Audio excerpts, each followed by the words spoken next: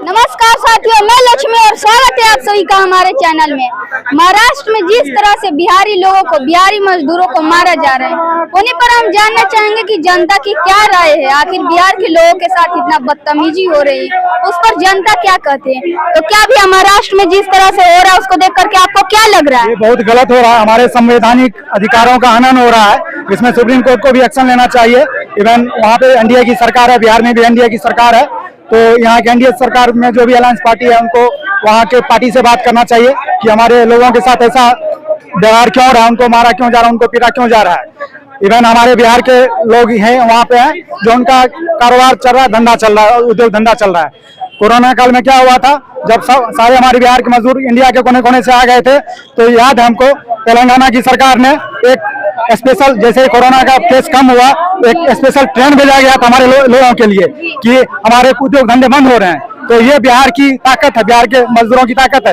ये मजबूरी है कि हमारे लोगों को बाहर जाना चाहता है। बिहार के मजदूरों की ताकत है, दूसरे स्टेट में उद्योग धंधा चल रहा है। मजबूरी है हमारे लोगों, हमारे मजदूरों की कि हमारे सरकार ने आजादी के बाद से कुछ नहीं किया हमारे लोगों के लिए, हमारे मजदूरों के लिए। और हमारे कुछ पार्टी के लोग हैं जो गर्व महसूस करते हैं कि हमारे लोग बाहर जाके कमा रहे हैं, बोलते हैं कि हमारे लेबर के कारण ही दूसरे देश का, मतलब दूसरे राज्य का उद्योग धंधा चल रहा है। अगर हमारे यहाँ पे उद्योग धंधे रहते तो हम लोग क्यों जाते हैं बाहर। हमारे लालू के राज में क्या हुआ, 30 से 35 चीनी मिल था, वो सारे बंद हो गए। लेकिन अगर लालू के राज में बंद हुआ, उसके बाद एनडीए का भी तो सरकार रहा इतना दिन, उन्होंने क्या किया, एक भी चीनी मिल को रिओपन किया गया? नहीं किया गया। ये लोग उद्योग धंधे की बात करते हैं। जब कोरोना का काल था तो हमारे लेबर सब पैदल दिल्ली से आए थे, तो उस समय क्या बोले थे नीतीश कुमार, हम अपने लोगों के लिए स्किल मैपिंग करवाएंगे और जो भी लेबर जिस इंडस्ट्री के लिए में काम करते हैं उनके अनुरूप हम यहाँ पे इंडस्ट्री लगवाएंगे। लेकिन 2020 में कोरोना था, आज 2025 चल रहा है, कितने लोगों को रोजगार मिला? एक भी लोगों को नहीं मिला। अब जब इलेक्शन आया तो फिर से हम लोग रोजगार की बात कर रहे हैं। फिर इलेक्शन खत्म हो जाएगा, फिर सब लेबर चले जाएंगे बाहर ट्रेन में भर भर के। कोई मतलब नहीं है यहाँ के लोगों को रोजगार से, सरकार को, कि हमारे लेबर कहीं भी जाए, मरे कटे, कोई मतलब नहीं है। जब वोट की बात आती है तब रोजगार का मुद्दा खड़ा हो जाता है बस। अच्छा, बिहार में किसका सरकार बनना चाहिए? अभी का सही नेता कौन? एनडीए का भी सरकार देख लिया, एनडीए का भी सरकार देख लिया, आरजेडी का भी सरकार देख लिया। इस बार किसी नए चेहरे को मौका देना चाहिए, प्रशांत किशोर को देना चाहिए। प्रशांत किशोर के? हाँ, देना चाहिए। क्यों प्रशांत किशोर की क्या अच्छा लगे? क्योंकि वो नया चेहरा है, नया चेहरे को देना। क्या ऑलरेडी हमने 2 सरकार देख लिया, आरजेडी का तो पता है वहाँ पे परिवारवाद है, इवन बीजेपी में भी परिवारवाद है बिहार में, उससे हम लोग नकार नहीं सकते हैं। लेकिन इसलिए तीसरे चेहरे को मौका देना चाहिए, क्योंकि प्रशांत किशोर में नए चेहरे हैं, युवा हैं, युवा में शक्ति होता है, एनर्जी होता है कुछ कर गुजरने का, तो इसलिए एक मौका देने में क्या जाता है।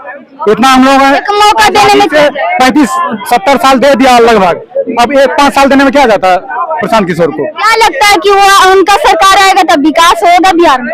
डेफिनेटली विकास होगा, और हम गारंटी के साथ कह सकते हैं प्रशांत किशोर के बिना बिहार में किसी का इस बार सरकार नहीं बन पाएगा।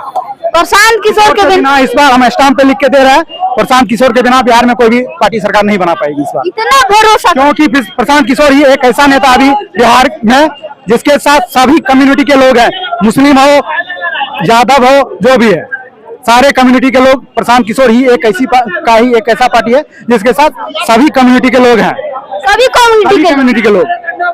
अभी तक बोला जाता था एमओआई समीकरण लालू यादव का है, लेकिन वो नहीं है। लालू यादव का एमओआई समीकरण टूट गया है, वो उसका एमओआई समीकरण कुछ जो है ना प्रशांत किशोर के साथ आ गया है।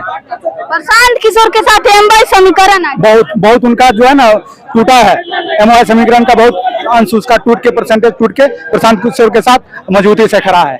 लग रहा है कि प्रशांत किशोर जी का सरकार बनेगा। प्रशांत किशोर के बिना बिहार में इस बार सरकार नहीं बन पाएगा।